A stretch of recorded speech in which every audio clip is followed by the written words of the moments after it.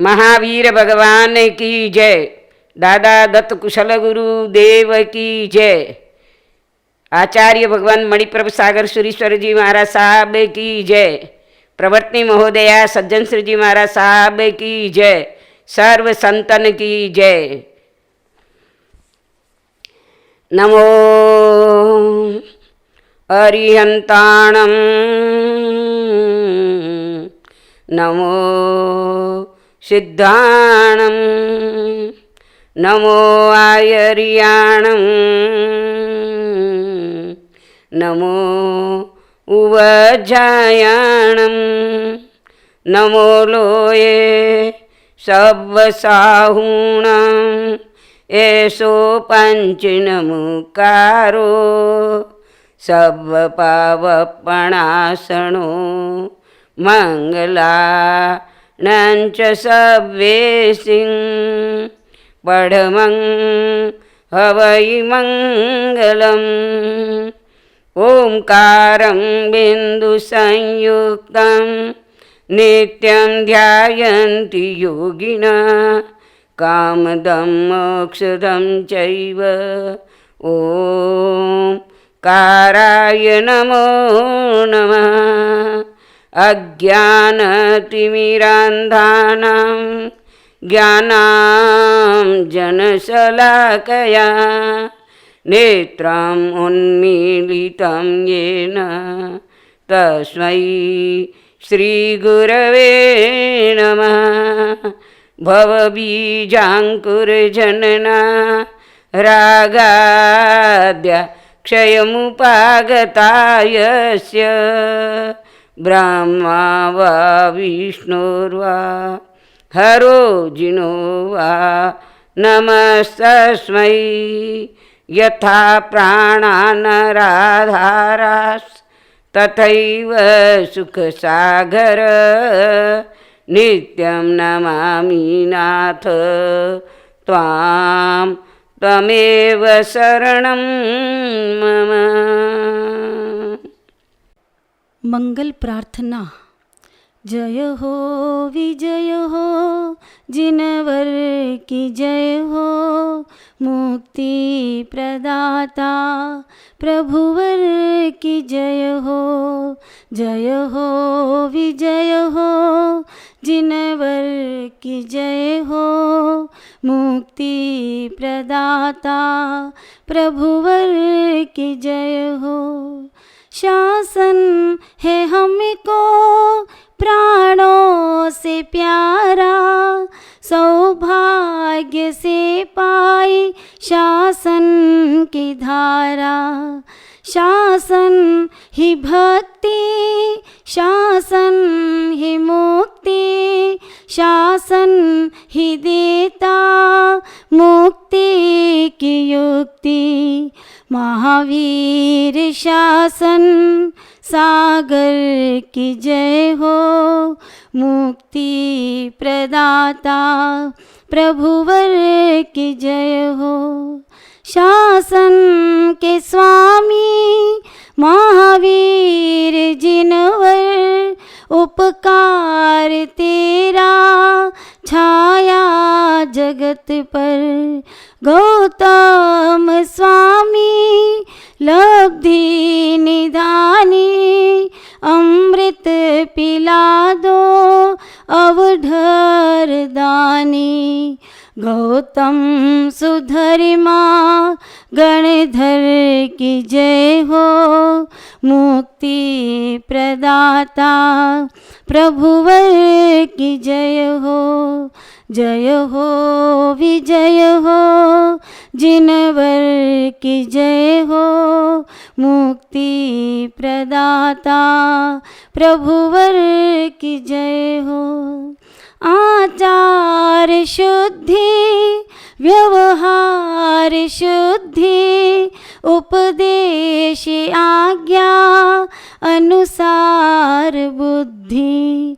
सहस 75 सूर्य जिनेश्वर, शास्त्रार्थ करके पद पाया खरतर, अभय देव वल्लभ गणिवर की जय हो, मुक्ति प्रदाता प्रभुवर की जय हो। लाखों को जिसने जैनी बनाया, ऐसे गुरुवर जिन दत्त राया। मणिधारी दादा संकट निवारे, दादा कुशल चंद्र तारण हारे।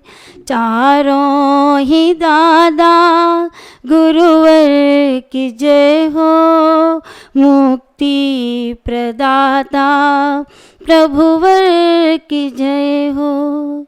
संयम के दाता भाग्य विधाता, हे गच्छ नायक तुम ही हो त्राता। कांति मणि प्रभ सूरी सवाया, आशीष पाने चरणों में आया। पूज्य गुरु सुख सागर की जय हो, मुक्ति प्रदाता प्रभुवर की जय हो। जय हो विजय हो जिनवर की जय हो, मुक्ति प्रदाता प्रभुवर की जय हो। नमो अरिहन्ताणं,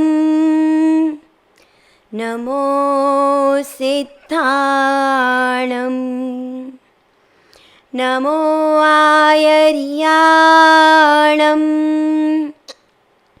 नमो उवच्छायाणं, नमो लोये सव्वसाहुणम्। ऐसो पंच नमुक्कारो, सव्व पावपणासनो। मंगलाणं च सव्येसिं, पढमं हव इमंगलम्, पढमं हव इमंगलम्। अर्हन्तो भगवन्त इन्द्रमहिता, सिद्धाश्च सिद्धिस्थिता। आचार्या जिन शासनोन्नतिकरा, पूज्या उपाध्यायका। श्री सिद्धान्त सुपाठिका मुनिवरा, रत्नत्रयाराधका।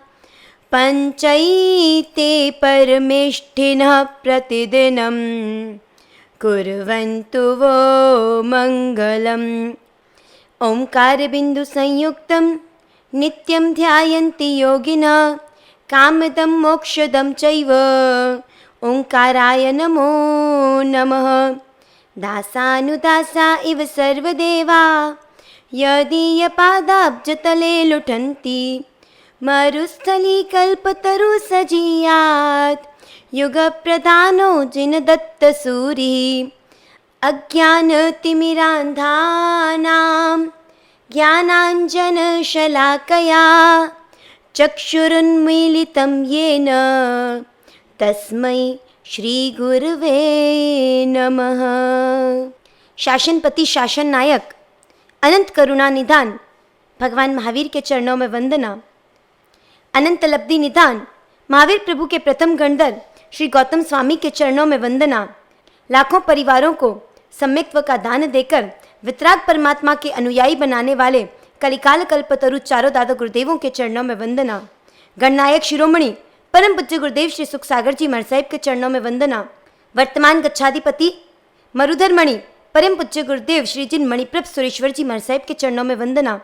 आगम ज्योति आशु कवयत्री परम पूज्य गुरुवर्य प्रवर्तनी महोदया श्री सज्जन श्री जी महाराज साहिब के चरणों में वंदना। तप जप संयम श्रेष्ठा संग रत्ना परम पूज्य गुरुवर्य प्रवर्तनी महोदया श्री शशि प्रभा श्री जी महाराज साहब के चरणों में वंदना। पर्युषण पर्व की यह जो यात्रा हमने 6 दिन पूर्व प्रारंभ की थी और 8 दिनों की यह यात्रा अब अपने अंतिम चरण में पहुंचने वाली है। आज पर्युषण पर्व का 7वां दिन। अब तो बस जिसका हम इंतज़ार कर रहे थे, जिस आराधना के लिए, जिस आत्मनिर्मलता के लिए 7 दिनों में हम अपनी भूमि को पोली कर रहे हैं, वह आराधना का दिन, सभी जीवों से क्षमापना का दिन कल उपस्थित होने वाला है। और आज 7वें दिन कल्पसूत्र के 3 अधिकारों की चर्चा हमने प्रारंभ में की थी कि कल्पसूत्र में जिन चरित्र, स्थविरावली और साधु समाचारी का वर्णन चलता है। गत दिनों में हमने जिन चरित्र का श्रवण किया, विशेष रूप से महावीर स्वामी, पार्श्वनाथ, नेमिनाथ और आदिनाथ भगवान के जीवन को विस्तार से समझा। और आज 7वें दिन उन परमात्मा के पथ पर चलने वाले उनके अनुयायी साधु साध्वियों के जीवन को स्थविरावली के माध्यम से और उनकी जीवनचर्या को साधु समाचारी के माध्यम से जानने का और समझने का प्रयास करेंगे। स्थविरावली नामक दूसरे अधिकार में परमात्मा महावीर की पट्ट परंपरा का वर्णन सुनाया जाएगा। परमात्मा महावीर के 9 गण व 11 गणधर थे। ऐसा इसलिए कि अकंपित और अचल भ्राता की वाचना एक तथा मैतार्य और प्रभास की वाचना एक ही थी। इस कारण गण 9 हुए। जिनकी वाचना एक हो वह एक गण कहलाता है और अन्य सभी तीर्थंकरों के जितने गणधर थे उतने ही गण होते हैं। केवल परमात्मा महावीर के गण व गणधर की संख्या में भिन्नता थी। ये सभी गणधर राजगृही के विपुलगिरी पर्वत पर 1 मास का अनशन करके मोक्ष पधारे। इनमें से 9 गणधर परमात्मा महावीर के सन्मुख मोक्ष पधारे और गौतम गणधर का निर्वाण प्रभु निर्वाण के 12 वर्ष बाद और सुधर्मा स्वामी का निर्वाण परमात्मा के निर्वाण के 20 वर्ष बाद हुआ। क्योंकि गौतम स्वामी को परमात्मा महावीर के निर्वाण के समय केवल ज्ञान हो गया था, अतः वे पट्ट परंपरा में नहीं आते। पट्ट परंपरा का प्रारंभ सुधर्मा स्वामी से गिना जाता है और इसीलिए जिस पाठ पर बैठकर प्रवचन दिया जाता है उसे सुधर्मा स्वामी का पाठ कहा जाता है। एक बार पूरी पट्ट परंपरा के नामों का हम श्रवण करेंगे और इसके बाद उनमें जो जो मुख्य आचार्य हुए उनके चारित्र का श्रवण करेंगे। भगवान महावीर के शासन की पूरी पट्ट परंपरा इस प्रकार है।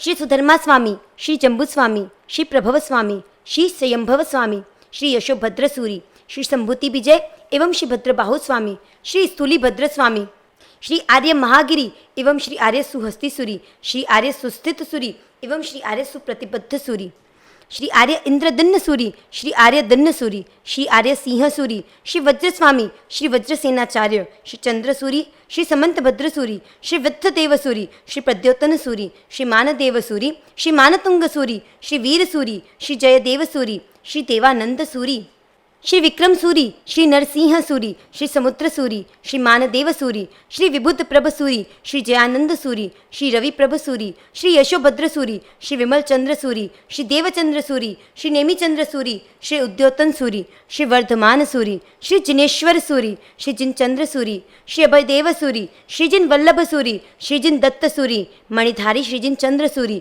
श्री जनपति सूरी, श्री जिनेश्वर सूरी, श्री जिन प्रबोध सूरी, श्री जिन चंद्र सूरी, श्री जिन कुशल सूरी, श्री जिन पद्म सूरी, श्री जिन लब्धि सूरी, श्री जिन चंद्र सूरी, श्री जिनोदय सूरी, श्री जिन राज सूरी, श्री जिन भद्र सूरी, श्री जिन चंद्र सूरी, श्री जिन समुद्र सूरी, श्री जिन हंस सूरी, श्री जिन माणिक्य सूरी, श्री जिन चंद्र सूरी, श्री जिन सिंह सूरी, श्री जिन राज सूरी, श्री जिन रत्न सूरी, श्री जिन चंद्र सूरी, श्री जिन सुख सूरी, श्री जिन भक्ति सूरी, श्री प्रीति सागर, श्री अमृतधर, श्री क्षमा कल्याण, श्री धर्मानंद, श्री राज सागर, श्री रिद्धि सागर, श्री सुख सागर, श्री भगवान सागर, श्री छगन सागर, श्री त्रैलोक्य सागर, श्री जिन हरि सागर सूरी, श्री जिन आनंद सूरी, श्री जिन कविंद्र सागर सूरी, श्री हेमेंद्र सागर, श्री जिन उदय सागर सूरी एवं श्री जिन कांति सागर सूरी, श्री जिन महोदय सागर सूरी, श्री जिन कैलाश सागर सूरी और श्री जिन मणिप्रभ सूरी। अब शासन में हुए कुछ विशिष्ट आचार्यों के जीवन वृत्त के बारे में जानेंगे। परंतु इन आचार्यों के बारे में जानने से पहले आपके मन में कदाच प्रश्न हो सकता है कि भगवान महावीर की परंपरा सुधर्मा स्वामी के नाम से ही क्यों है। प्रथम गणधर तो गौतम स्वामी थे। तीर्थ की स्थापना तीर्थंकर करते हैं। तीर्थ चलाने का काम छद्मस्त गणधर आदि करते हैं। तीर्थ चलाने के लिए राग द्वेष करना पड़ता है, तीर्थंकर नहीं करते। गौतम स्वामी को भगवान के निर्वाण के बाद केवल ज्ञान हो गया एवं उनके 50,000 शिष्य ऑलरेडी पहले से ही केवली थे और इसलिए उस समय परमात्मा के शिष्यों में से एकमात्र सुधर्मा स्वामी गणधर उपस्थित थे। इसीलिए भगवान महावीर की पट्ट परंपरा सुधर्मा स्वामी के नाम से प्रसिद्ध हुई। सर्वप्रथम जिनके नाम से यह पट्ट परंपरा चल रही है उनके बारे में कुछ जानते हैं। सुधर्मा स्वामी यह कोल्लाग सन्निवेश में धम्मिल नामक ब्राह्मण की भार्या बद्दीला के पुत्र थे। 50 वर्ष की उम्र में संयम लिया था और 30 वर्ष प्रभु के साथ रहे। प्रभु के निर्वाण के बाद 12 वर्ष तक छद्मस्त अवस्था में रहे। 8 वर्ष केवली पर्याय पाली। कुल मिलाकर 100 वर्ष का आयुष्य पूर्ण कर जम्बू स्वामी को अपने पट्ट पर स्थापित कर सुधर्मा स्वामी मोक्ष पधारे। सुधर्मा स्वामी के पट्ट पर जम्बू स्वामी विराजे। एकदा प्रभु महावीर के समवसरण में एक महातेजस्वी देव आया। श्रेणिक के पूछने पर प्रभु ने फरमाया, यह देव पूर्व भव में बेले बेले पारने करता था, पारने में भी आयम्बल करता था। परिणाम स्वरूप इसने दिव्य रिद्धि प्राप्त की है और यही देव राजगृही नगरी के ऋषभ दत्त की भार्या धारिणी का पुत्र होगा। 8 कन्याओं के साथ विवाह कर उन्हें भी प्रतिबोध देगा तथा सपरिवार दीक्षा लेकर चरम केवली बनेगा। माता ने गर्भावस्था में जम्बू वृक्ष देखा और इसीलिए पुत्र होने पर उसका नाम जम्बू कुंवर रखा गया। माता पिता ने 8 कन्याओं के साथ विवाह करना निश्चित किया। सुधर्मा स्वामी की देशना सुनकर जम्बू कुमार विरागी हो गए। देशना सुनकर जब माता पिता की अनुमति के लिए घर जा रहे थे तब बीच में नगर के मुख्य मार्ग से किसी लोहमय यंत्र से छूटी विशाल शिला आ गिरी। एक तरफ होकर उन्होंने अपने आप को बचा लिया, ऐसा नहीं करते तो मृत्यु हो जाती। यह देखकर वह पुनः सुधर्मा स्वामी के पास लौटे और उनसे आजीवन ब्रह्मचर्य व्रत ग्रहण कर लिया। इस व्रत का पता चलने पर 8 कन्याओं के माता पिता ने जब संबंध तोड़ना चाहा तो कन्याओं ने स्पष्ट रूप से कह दिया, हमारा विवाह तो जम्बू कुमार के साथ ही होगा। माता पिता के आग्रह से उन 8 कन्याओं के साथ जम्बू कुमार ने विवाह किया। प्रथम रात्रि में जम्बू कुमार ने अपनी 8 पत्नियों को प्रतिबोध दिया। उन कन्याओं ने जम्बू कुमार को संसार में रखने के लिए विविध दृष्टांत दिए तो जम्बू कुमार ने उनको समझाने के लिए संयम के दृष्टांत दिए। लंबी चर्चा के बाद परिणाम स्वरूप वे भी संयम के लिए उत्सुक हो गई। उस दिन उस घर में चोरी करने के लिए 500 चोरों के साथ नायक प्रभव आया था। वे सभी भी प्रतिबोध को पाकर दीक्षा के लिए तत्पर हो गए। यह सब सुनकर जम्बू कुमार के माता पिता एवं 8 कन्याओं के माता पिता भी वैराग्यवासित हो गए। प्रातः काल होने पर कुल 527 लोगों के साथ जम्बू कुमार ने दीक्षा ग्रहण की। जम्बू कुमार ने 8 नवपरिणीता कन्याओं का व 99 करोड़ स्वर्ण मुद्राओं का त्याग कर संयम लिया। जम्बू स्वामी चरम केवली बने। परमात्मा महावीर के 64 वर्षों के बाद निर्वाण प्राप्त किया। उनके बाद 10 वस्तुओं का विच्छेद हुआ। मनः पर्यवज्ञान, परमावधि ज्ञान, पुलाक लब्धि, आहारक शरीर, शपक श्रेणी, उपशम श्रेणी, जिनकल्प, परिहार विशुद्धि, सूक्ष्म संप्राय व यथाख्यात चारित्र, केवल ज्ञान और मोक्ष गमन।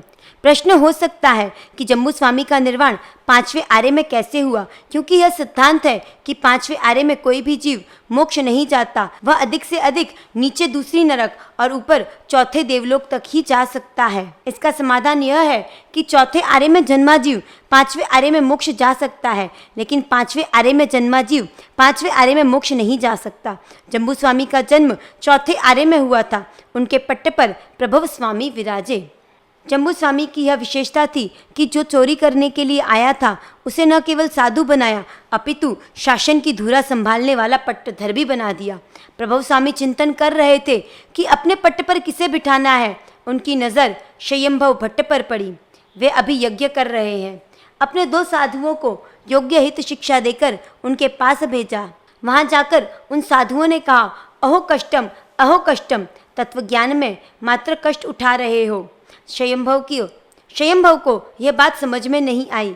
वह यह जानता था कि जैन साधु मिथ्या भाषण नहीं करते तत्व पूछने के लिए वह अपने गुरु के पास पहुँचे और उच्च स्वर में बोले, इस विधान में तत्व क्या है वह बताओ।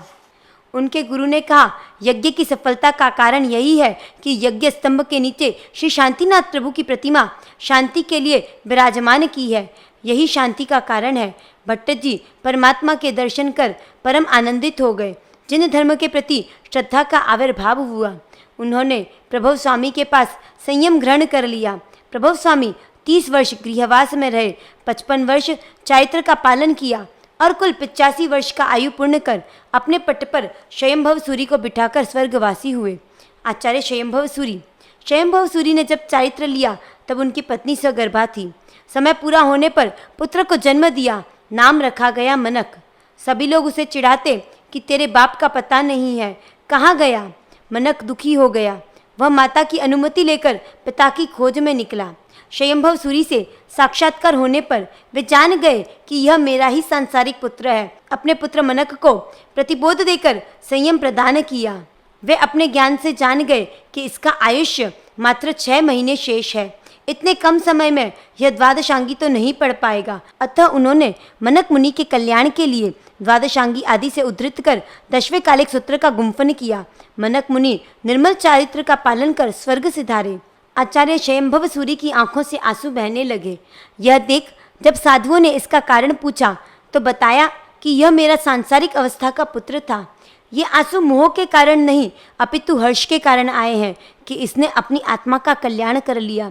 साधुओं ने कहा, प्रभो यह संबंध हमें क्यों नहीं बताया। आचार्य देव ने कहा, यदि बता देता तो तुम उससे सेवा नहीं करवाते। यदि यह सेवा नहीं करता तो इसका कल्याण नहीं होता। आचार्य देव ने 10वें कालिक सूत्र का लोप करने का सोचा। तब साधुओं के आग्रह के कारण 10वें कालिक सूत्र रहने दिया। सकल श्री संघ को 10वीं कालिक जैसा आगम प्राप्त है तो वह मनक मुनि के कारण। आचार्य स्वयंभव सूरी ने अपने पट्ट पर यशोभद्र सूरी को स्थापित किया। कुल 98 वर्ष की उम्र में वे स्वर्ग सिधाए। यशोभद्र सूरी ने अपने पट्ट पर आचार्य संभूति विजय एवं आचार्य भद्रबाहु इन दोनों को स्थापित किया। आचार्य भद्रबाहु स्वामी, इस महान कल्पसूत्र को भद्रबाहु स्वामी ने ही पूर्वों से उद्धृत करके पर्युषण पर्व में हम जिस महान कल्पसूत्र का श्रवण कर रहे हैं उसे पूर्वों से उद्धृत करने वाले भद्रबाहु स्वामी ही हैं। दशाश्रुत स्कंद आगम की 8वीं दशा ही यह कल्पसूत्र है। वे 14 पूर्वधर थे। वे 45 वर्ष गृहवास में रहे, 17 वर्ष मुनि पद पर रहे, 14 वर्ष युग प्रदान पद पर रहे। इस प्रकार कुल 76 वर्ष की आयु पूर्ण कर प्रभु निर्वाण के 170 वर्ष बाद स्वर्ग पधारे। उनके पट्ट पर आचार्य संभूति विजय के शिष्य स्थूलीभद्र स्वामी विराजे। पाटलिपुत्र के 9वें नंद राजा के महामंत्री शकडाल के 2 पुत्र थे, स्थूलीभद्र व श्रीयक। स्थूलीभद्र शिक्षा प्राप्त करने के लिए कोषागणिका के यहाँ गए थे। वे वहाँ के होकर ही रह गए।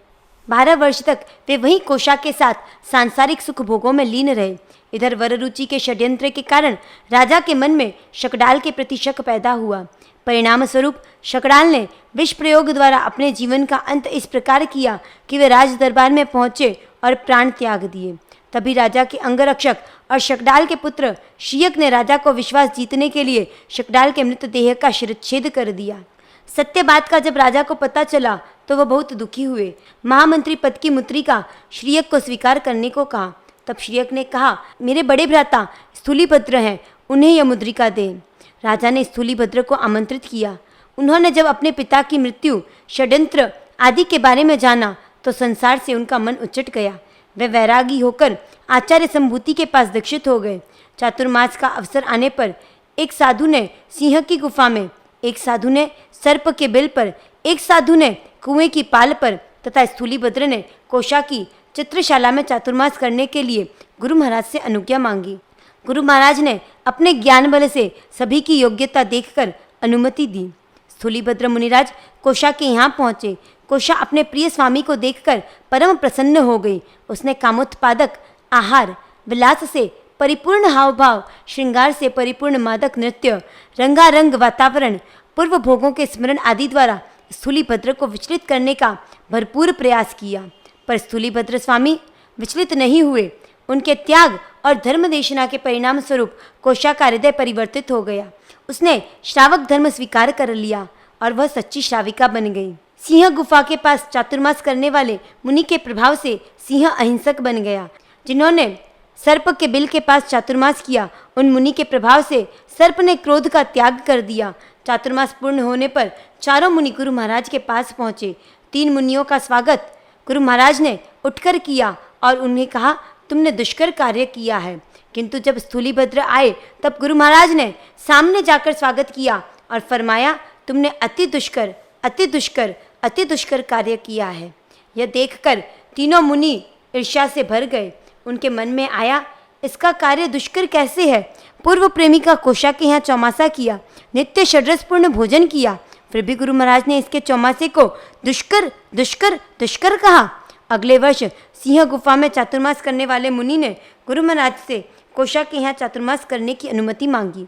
गुरु महाराज उनकी योग्यता जानते थे। वह भय को जीत सकते हैं पर काम को नहीं, इसलिए अनुमति नहीं दी। गुरु महाराज के लाख मना करने पर भी वे मुनि कोशा के यहाँ चातुर्मास करने के लिए गए। कोशा श्राविका ने वंदन आदि करके उचित स्वागत किया। 2-4 दिनों में ही मुनि का मन फिसल गया। वे कोशा के रूप यौवन को देखकर काम पीड़ित हो गए। उन्होंने कोशा से काम भोग की याचना की। कोशा सच्ची श्राविका थी।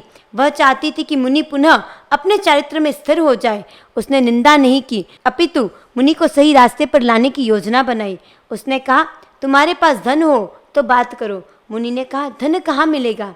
कोशा ने कहा, नेपाल के राजा 1.25 लाख का रत्न कंबल देते हैं, लेकर आओ। वहाँ आसक्त मुनि चातुर्मास में नेपाल गया। महाकष्ट उठाकर नदी, नाले, पर्वत, जंगल सब पार कर राजा से कंबल लाकर कोशा को दिया। उसने सोचा, बस इसका काम मैंने कर लिया, अब कोशा का सुख मिलेगा। कोशा ने रत्न कंबल से अपना शरीर पोंछकर मुनि की आंखों के सामने गंदी नाली में डाल दिया। यह देखकर मुनि जोर से चीखे, यह क्या कर रही हो कोशा? कितने कष्ट से मैंने यह बहुमूल्य रत्न कंबल पाया है और तू इसे गंदी नाली में डाल रही है। कोशा ने तुरंत कहा, हे मुनि, तुम क्या कर रहे हो? अनंत पुण्य के उदय से अनंत मूल्यवान चारित्र को प्राप्त कर तुम इसे विषय वासना की गंदी नाली में डालने की सोच रहे हो। कोशा के इन शब्दों से मुनि की आंखें खुल गई। वह कोशा के चरणों में गिर पड़ा। उसने कहा, अब मुझे समझ में आ गया कि गुरु महाराज ने स्थूलीभद्र के चौमासे को दुष्कर क्यों कहा था। गुरु महाराज के पास जाकर उसने क्षमा याचना की। 12 वर्ष के दुष्काल के कारण भिक्षा दुर्लभ हो गई। इस कारण साधुओं का स्वाध्याय बराबर नहीं हुआ। परिणाम स्वरूप आगम पाठ विस्मृत होने लगे। उस समय भद्रबाहु स्वामी ही 14 पूर्वधर थे, इसलिए साधुओं को वाचना देने के लिए भद्रबाहु स्वामी को निवेदन किया गया। चतुर्विद श्री संघ ने निर्णय लिया। 2 मुनियों को उन्होंने बुलाने वहां भेजा। भद्रबाहु स्वामी ने कहा, मेरा ध्यान चल रहा है, अतः मैं वहां नहीं आ सकता। श्रमण प्रधान चतुर्विद श्री संघ ने पुनः साधुओं को भेजकर पूछा, यह श्री संघ अर्थात चतुर्विद संघ का आदेश है। चतुर्विद संघ 25वां तीर्थंकर है, उसके आदेश की अवज्ञा का क्या दंड आता है, यह आप स्वयं जानते हैं। यह सुनकर भद्रबाहु स्वामी ने कहा, श्री संघ के आदेश की अवहेलना करने वाला संघ से बहिष्कृत हो जाता है। मेरे वहां आने से मेरा ध्यान भंग होगा। आप पढ़ने वाले साधुओं को यहीं भेज देवे, मैं उन्हें यहीं वाचना दे दूंगा। 500 साधु भद्रबाहु स्वामी के पास वाचना लेने लगे। वे दिन में 7 वाचना देते। इस कारण बाकी साधु तो घबराकर चले गए, मात्र स्थूलीभद्र स्वामी अभ्यास करते रहे। उनका अध्ययन 2 वस्तु शेष 10 पूर्व तक हो गया था। तभी एक घटना घटी। स्थूलीभद्र की दीक्षित यक्षा आदि 7 बहनें वंदन करने आई। भद्रबाहु स्वामी को पूछा, हमारे भ्राता मुनि स्थूलीभद्र कहाँ हैं? आचार्य श्री ने फरमाया, पर्वत की गुफा में अभ्यास कर रहे हैं। स्थूलीभद्र ने अपने ज्ञान से जान लिया कि मेरी बहनें आने वाली है। स्थूलीभद्र के हृदय में अपने ज्ञान का अहंकार हुआ और चमत्कार दिखाने के लिए सिंह का रूप बनाया। साध्वियाँ गुफा में स्थूलीभद्र के स्थान पर सिंह को देखकर डरकर पुनः भद्रबाहु स्वामी के पास पहुंची और कहा, पूज्यवर, वहाँ तो शेर बैठा है। गुरु महाराज ने अपने ज्ञान से जान लिया कि स्थूलीभद्र ने ही सिंह का रूप बनाया था। उन्होंने कहा, चिंता न करो, स्थूलीभद्र वही है। बहन साध्वियों ने पुनः वहां जाकर वंदना की, उनके अध्ययन आदि की अनुमोदना की। स्थूलीभद्र अपने पूर्व मित्र ब्राह्मण के घर गए। तब पता चला कि निधान तो इनके घर पर है और वह भिक्षा मांगने बाहर गया है। तब निधान स्थल की ओर संकेत किया। ब्राह्मण निधान पाकर अमीर हो गया। इन दो घटनाओं के कारण दूसरे दिन जब स्थूलीभद्र वाचना लेने के लिए आचार्य भद्रबाहु के पास आए तो आचार्य ने कहा, तुम वाचना के लिए अयोग्य हो। साधु का काम इस प्रकार चमत्कार या निधान दिखाना नहीं है। यह अकार्य करके तुमने अपनी अयोग्यता सिद्ध की है। तुम वाचना के अधिकारी नहीं हो। स्थूलीभद्र ने बहुत क्षमा मांगी। आखिर सबकी विनंती को स्वीकार कर आचार्य ने अर्थ से न पढ़ाकर मूल से शेष 4 पूर्व पढ़ाए, इस शर्त पर कि तुम इनकी वाचना किसी और को नहीं दोगे। आचार्य स्थूलीभद्र काम को आसानी से जीत गए, पर ज्ञान के अहंकार के आगे पराजित हो गए। स्वप्रशंसा के लिए विद्या का विनियोग करना ज्ञान का दुरुपयोग है। आचार्य स्थूलीभद्र अंतिम 14 पूर्वधर हुए। उनके ब्रह्मचर्य की विशिष्टता के कारण 84-84 तक उनका नाम अमर रहेगा। महावीर निर्वाण के 215 वर्षों के बाद उनका स्वर्गवास हुआ। उनके पट पर आचार्य महागिरी एवं आचार्य सुहस्ती विराजे। श्री जम्बू स्वामी से जिन कल्प का विच्छेद हो जाने पर भी आचार्य महागिरी जिन कल्प के समान चारित्र का अनुमोदनीय पालन करते थे। अभी हमने स्थूलीभद्र स्वामी के जीवन चरित्र का श्रवण किया। स्थूलीभद्र स्वामी का नाम 84-84 तक विख्यात रहेगा।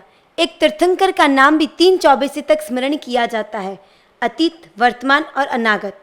और वहीं स्थूलीभद्र स्वामी के ऐसे किस क्रिया का प्रभाव कि उन्हें 84-84 तक स्मरण किया जाएगा, तो शास्त्रकार भगवंत फरमाते हैं कि उन्होंने कोषावैश्या के यहाँ रहकर काम विजेता बनने का जो साहसी कार्य किया, उसके कारण 84-84 तक उन्हें स्मरण किया जाएगा। जरा चिंतन करिए, एक वैश्या के रंगशाला में जहाँ पर 12 वर्ष बिताए हो और वहाँ पर मुनि अवस्था में जाना, सारे अनुकूल प्रसंग कोषावैश्या हर प्रकार से रिझाने का प्रयास कर रही हो, भोजना भी वासनाओं को बढ़ाने वाला हो, और ऐसी स्थिति में भी अपने मन को, अपने तन को, अपने वचन को नियंत्रित रखना कोई सामान्य कार्य नहीं है। और ऐसी स्थिति में भी स्थूलीभद्र ने अपने आप को नियंत्रित रखा, संयमित रखा, और यही जिन शासन में एक आदर्श उदाहरण बन गया। जिन शासन के इतिहास में आचार्य सुहस्ती का नाम अत्यंत आदर के साथ लिया जाता है। शासन की प्रभावना में उनके योगदान को कभी भी भुलाया नहीं जा सकता। एक बार उनके शिष्य गोचरी हेतु गए थे। एक सेठ अपने घर पर अत्यंत आदरपूर्वक आहार बहरा रहा था। यह दृश्य एक भिखारी ने देखा। वह विचार करने लगा कि मुझे तो यह सेठ हमेशा दुत्कारता है, लूखी रोटी भी नहीं देता, और इस बाबा को तरह तरह के मिष्ठान और सामग्री अर्पण कर रहा है। यह बाबा भी कैसा मूर्ख है कि लेने से इनकार कर रहा है। कितना अच्छा हो मैं इनका साथी बन जाऊं, इससे मुझे हमेशा पेट भर मिलता रहेगा। वह भिखारी उस साधु से बोला, बाबा ये लोग मुझे कुछ नहीं देते, आपको सब कुछ, इसका क्या कारण है? शिष्य ने कहा, हम साधु हैं। भिखारी ने कहा, यदि साधु बन जाने से अच्छा भोजन इतनी सुलभता से मिलता है तो मैं साधु होने के लिए तैयार हूँ, मुझे साधु बना दो। साधु ने कहा, यह अधिकार गुरु महाराज को है। वह भिखारी साधु के पीछे पीछे आचार्य सुहस्ती सूरी के पास पहुंचा। निवेदन किया कि भोजन यदि मुझे नियमित समय पर रोज मिल जाए तो मैं साधु बनने के लिए तैयार हूँ, मुझे साधु बना दो। आचार्य भगवंत ने अपने ज्ञान से उसका भविष्य देखा। भविष्य में यह शासन की बहुत प्रभावना करेगा। उन्होंने उस भिखारी को दीक्षा दे दी। अधिक सरस व विरुद्ध आहार के कारण उसे हैजा हो गया। साधु श्रेष्ठी सब उसकी सेवा में लग गए। उसके मन में आया, यह सब चारित्र का प्रभाव है। जो लोग मुझे देखना ही पसंद नहीं करते थे, वे लोग आज हाथ जोड़कर खड़े हैं। किस कारण? मैं तो वही हूँ। क्या बदला है? मेरा वेश बदला है। पहले भिखारी था, अब साधु हूँ। यह चारित्र का ही प्रभाव है। चारित्र की अनुमोदना के शुभ परिणाम स्वरूप कुणाल के पुत्र के रूप में उसका जन्म हुआ। नाम रखा गया संप्रति। मगध की राजगद्दी पर श्रेणिक के बाद कौणिक और उदाई आए, और उसके बाद नवनंदों का राज्य चला। उसके बाद चंद्रगुप्त मौर्य सम्राट बना। उसके बाद बिंदुसार, अशोक और उसका पौत्र संप्रति हुआ। सम्राट संप्रति ने रथ यात्रा में पधारे हुए आचार्य सुहस्ती सूरी को देखा तो जाति स्मरण ज्ञान उत्पन्न हुआ। पूर्व भव का भिखारी मैं आज राजा बना हूँ तो गुरु महाराज के कारण। उन्होंने परम कृपा करके मुझे संयम प्रदान किया और संयम के प्रभाव से ही आज मैं रिद्धि सिद्धि राज्य वैभव का सम्राट बना हूँ। आज से मेरा पूरा जीवन आचार्य श्री के चरणों में समर्पित है, जिन्हें शासन की प्रभावना के लिए मैं अपने तन मन धन राज्य और रिद्धि को पूर्ण रूप से अर्पण कर दूंगा। वह सच्चा श्रावक बना। सम्राट संप्रति ने जिन शासन की महती प्रभावना की, 1.25 लाख नए जिन मंदिरों का निर्माण करवाया, 1.25 करोड़ जिन प्रतिमाएं प्रतिष्ठित की, 13,000 प्राचीन जीर्ण शीर्ण जिन मंदिरों का जीर्णोद्धार करवाया, 95,000 पंचधातु की प्रतिमाओं को प्रतिष्ठित किया, 700 दानशालाएं खुलवाई, कई सेवकों को साधु वेश पहनाकर अनार्य देश में भेजा ताकि वे सभी जिन धर्म व साधु से परिचित हो सकें। इस प्रकार जिन शासन की अद्भुत सेवा की और इन सब का श्रेय आचार्य सुहस्तिसूरी को जाता है। आचार्य सुहस्तिसूरी चारित्र का पालन कर स्वर्ग पधारे। संप्रति का जीव जो कि पूर्व भव में भिखारी था और खाने के लिए गुरु भगवंत के पास आया, गुरु भगवंत सुहस्तिसूरी ने उसे भले ही खाने के लिए ही दीक्षा दी, लेकिन भक्ति का जो रिकॉर्ड संप्रति ने बनाया वह रिकॉर्ड आज भी अनब्रेकेबल है। शिलान्यास के समाचार सुने बिना नौकारसी नहीं, 1.25 करोड़ जिन बिंब, 1.25 लाख जिनालय और जिनमें 36,000 नूतन जिनालय, किसी प्रतिमा पर अपना नाम नहीं, ऐसी शासन की भक्ति भला कौन कर सकता है। हम तो अगर 5,000 का भी चढ़ावा लेते हैं, एक प्रतिमा भरवाते हैं, तो हमारी नाम के लिए रिक्झिक चलती रहती है। और 1.25 करोड़ जिन प्रतिमाओं में से एक प्रतिमा पर भी अपना नाम नहीं लिखवाना, कहीं अपने नाम की चर्चा नहीं करना, और इन सब से संप्रति महाराज ने कैसा अपूर्व पुण्य बांधा कि आज भी उनकी प्रतिमाएं नाम न होने के बाद भी संप्रतिकालीन प्रतिमाओं के रूप में जानी जाती है, पहचानी जाती है। यही है जिन शासन की यशोगाथा। आचार्य सुहस्तिसूरी के पट्टे पर आचार्य सुस्थित एवं सुप्रतिबद्ध विराजे। उनके नाम क्रमशः कौटिक और काकंदक थे। दृढ़ आचार्य के कारण कौटिक का नाम सुस्थित और परम तत्वज्ञ होने के कारण काकंदक का नाम सुप्रतिबद्ध प्रसिद्ध हुआ। सुस्थिताचार्य ने सूर्य मंत्र का कोटि 12 जाप किया, इससे कौटिक गण की स्थापना हुई। इसके बाद शासन की धुरा इनके शिष्य आर्य इंद्रदन्न ने संभाली। उनके पट्टे पर आर्यदन्न विराजे, उनके पट्टे पर सिंहगिरी विराजे और उनके पट्टे पर वज्रस्वामी विराजमान हुए। इस बीच कई अलग अलग शाखाएं भी चली। वज्रस्वामी के नाम से प्रायः हम सभी परिचित हैं। जिन शासन के एक उज्जवल नक्षत्र के रूप में वज्रस्वामी प्रसिद्ध हैं। आर्य वज्रस्वामी से ही वज्र शाखा का प्रादुर्भाव हुआ। इनके पिता धनगिरी ने तब दीक्षा ली थी जब ये गर्भ में थे। जन्म होने पर अपने पिता की दीक्षा की बात सुनकर जाति स्मरण ज्ञान हो गया। पूर्व भव में तिर्यक जिम्बक देव थे। गौतम स्वामी ने अष्टापद पर प्रतिबोध दिया था। देवलोक में भी वे पुंडरीक कंडरीक अध्ययन दोहराया करते थे। बालक के मन में आया, मुझे चारित्र लेना है, पर माता सुनंदा का मोह मुझे लेने नहीं देगा। मोह कम करने के लिए बालक ने रुदन करना प्रारंभ किया। 1000 प्रयत्नों से भी उसने रोना बंद नहीं किया। माता परेशान हो गई। एक बार आचार्य सिंहगिरी मुनिमंडल के साथ उस नगर में पधारे। धनगिरी जब आहार के लिए चले तब गुरु महाराज ने कहा, आज सचित अचित गोचरी लेकर आना। धनगिरी सुनंदा के घर गोचरी गए। सुनंदा अपने पुत्र के लगातार रुदन के कारण बहुत परेशान थी। उसने कहा, आपका यह पुत्र मुझे बहुत सता रहा है, रोता ही रहता है, आप इसे ले जाओ। धनगिरी को गुरु महाराज के वचन याद आए। उन्होंने कहा, अभी तो तुम दे रही हो, बाद में वापस मत मांगना। आसपास के लोगों को साक्षी रखकर धनगिरी मुनि ने बालक को अपनी झोली में ले लिया और पिता के पास आते ही बालक का रोना रुक गया। बालक वज्र की तरह होने से उसका नाम वज्र कुमार रखा गया। शय्यातर श्राविकाओं के द्वारा साध्वी जी भगवंत के उपाश्रय में उनका पालन पोषण होने लगा। साध्वियों के आगम पारायण को सुनकर 6 महीने में ही वज्र कुमार ने 11 अंग तीव्र शयोपशम के कारण याद कर लिए। वज्र कुमार धीरे धीरे बड़ा होने लगा। जब वे 3 वर्ष के हुए तब माँ के मन में अपने बालक को पुनः प्राप्त करने का भाव जगा।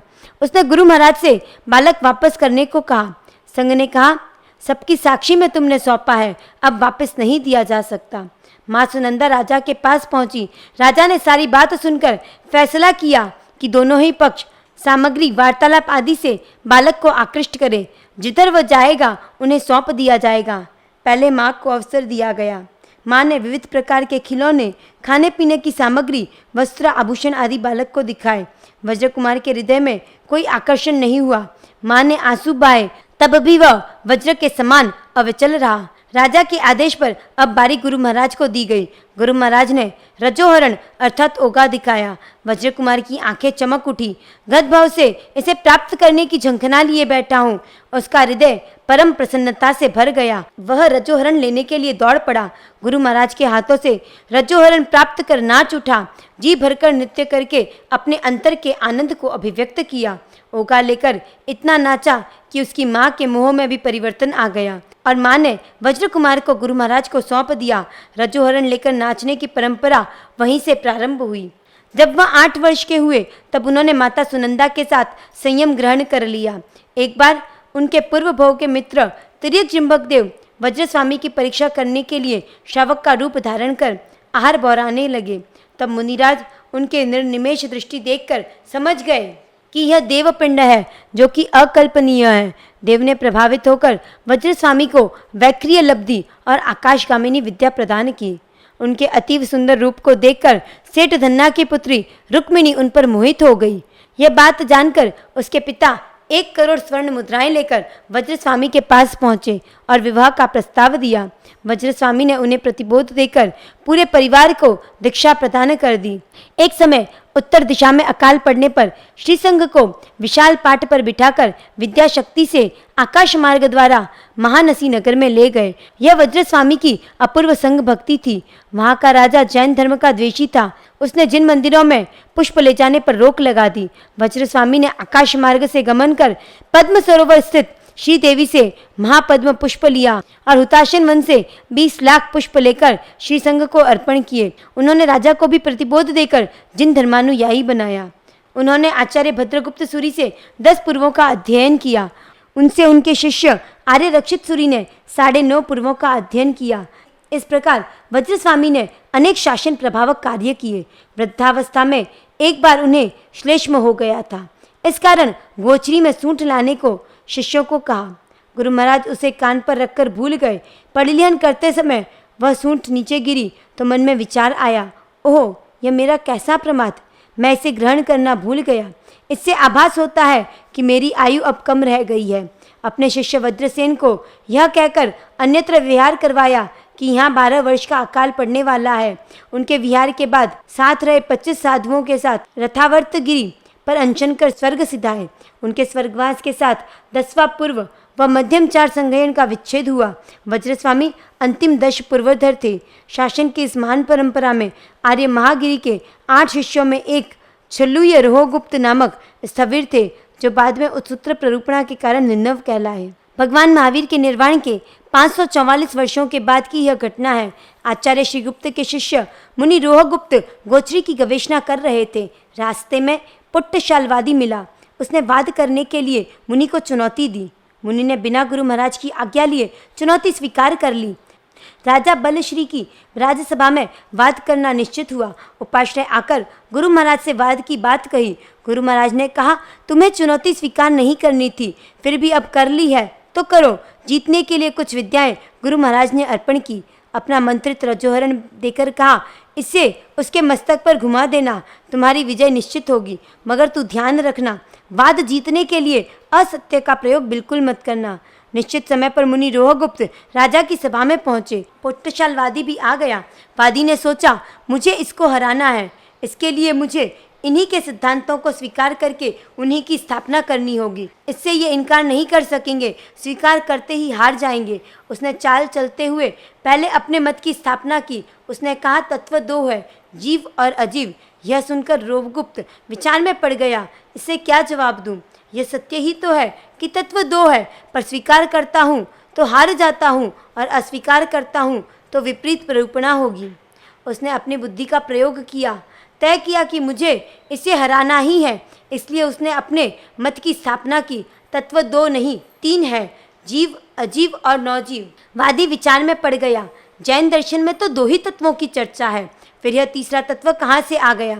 वादी ने तुरंत कहा, परिभाषा और उदाहरण प्रस्तुत करो। मुनि रोहगुप्त ने कहा, जीव का अर्थ है जिसमें चेतना हो, अजीव का अर्थ है जिसमें कोई चेतना नहीं हो, और नाजीव का अर्थ है जो है तो अजीव पर जीव जैसा व्यवहार करता है। उदाहरण प्रस्तुत करते हुए कहा, हाथी, घोड़ा, मक्खी, मनुष्य आदि जीव हैं, अलमारी, पत्थर आदि अजीव है। वादी तुरंत बोला, नौजीव कहाँ से लाओगे? तर्क विद्या संपन्न मुनि रोहगुप्त ने उसी समय एक डोरी को बट लगाकर छोड़ा, इससे डोरी हिलने लगी। वह बोला, देखो यह डोरी है तो अजीव पर हिलकर जीव जैसा व्यवहार कर रही है। वादी को कोई जवाब देते नहीं बना। राजा ने घोषणा की, जैन मुनि रोहगुप्त वाद में विजयी हुए। सारा संघ हर्षित हो गया। वह अपार जनमेदिनी के साथ गुरु महाराज के पास पहुंचा। गुरु महाराज ने कहा, वादी को जीतकर तूने जन शासन की महिमा की, परंतु नो जीव कोई तत्व नहीं है, यह उत्सूत्र प्ररूपणा है, अतः सकल श्रीसंघ के समक्ष मिच्छामि दुक्कडम दो। जीतने के कारण रोहगुप्त पर अहंकार सवार हो गया था। उसने गुरु महाराज से वाद करना प्रारंभ किया। तत्व तीन ही है। गुरु महाराज के साथ 6 महीने तक उसका विवाद चलता रहा। नौजीव नामक कोई पदार्थ दुनिया में कहीं पर भी उपलब्ध नहीं होने के कारण आखिर वह हार गया। गुरु महाराज ने उसे 144 प्रश्नों के आधार पर निरुत्तर किया। गुरु महाराज ने उसके सिर पर राख का पात्र रखा और उसे गच्छ के बाहर किया। यह छठा निर्णव कहलाया। परमात्मा के शासन परंपरा में इस प्रकार अनेक गण और अनेक शाखाएं हुई। उनमें अनेक आचार्य साधु संत हुए जिन्होंने स्वकल्याण करते हुए शासन की अनूठी प्रभावना की। इसी परंपरा में आचार्य आर्य रक्षित सूरी हुए। दशपुर वर्तमान मंदसौर नगर में सोमदेव पुरोहित की भार्या रुद्र सोमा की कुक्षी से आर्य रक्षित का जन्म हुआ। वे परदेश जाकर जब 14 विद्याएं पढ़कर आए तब राजा ने हाथी पर उन्हें बिठाकर वरघोड़ा निकाला, उनका सम्मान किया। घर आकर माता को नमस्कार किया, पर माता उदास थी। पुत्र ने पूछा, माते क्या मेरे अध्ययन से आप प्रसन्न नहीं हैं? माता ने कहा, मैं वितराग परमात्मा की अनुयायी शाविका हूँ। तुम जो विद्या पढ़कर आए हो वह विद्याएं तो संसार भ्रमण का कारण है। मुझे आनंद तो तब आता जब तू आत्मकल्याण करने वाली आगम वाणी पढ़ता, दृष्टिवाद पढ़ता। आर्य रक्षित माँ की प्रेरणा व अनुमति प्राप्त कर इक्षु वाटिका में विराजमान सांसारिक मामा तोसली पुत्र आचार्य के पास पढ़ने के लिए रवाना हुआ। आचार्य श्री ने अपने सांसारिक भानजे को प्रतिबोध देकर दीक्षा प्रदान कर दी। वह अध्ययन करने लगे। पूर्वों का अध्ययन करने के लिए आचार्य तोसली पुत्र ने आर्य रक्षित मुनि को वज्र स्वामी के पास भेजा। अध्ययन करते करते 9 पूर्व पूरे हो गए थे। तब उनके सांसारिक घर से माता पिता ने आने का संदेश भिजवाया। आर्य रक्षित ने जाने से इनकार कर दिया। तब माता पिता ने छोटे पुत्र फल्गु रक्षित को भेजा। आर्य रक्षित ने उसे प्रतिबोधित कर दीक्षा प्रदान कर दी। 10वें पुर के यमकों का अभ्यास चल रहा था। आर्य रक्षित के मन में अपने माता पिता को प्रतिबोध देने का भाव आया। उन्होंने गुरु महाराज से पूछा, 10वां पुर कितना बाकी है? पूज्य श्री ने फरमाया, सिंधु में बिंदु जितना ही पड़ा है। आर्य रक्षित का उत्साह भंग हो जाने पर वह आगे पढ़ने तो लगे पर एकाग्रता नहीं बन पा रही थी। यह देखकर आचार्य वज्र स्वामी ने आगे का अध्यापन बंद कर दिया। आर्य रक्षित को आचार्य पद प्रदान कर जाने की आज्ञा दी। वे दशपुर पधारे। माता पिता आदि पूरे परिवार ने चारित्र ग्रहण कर लिया।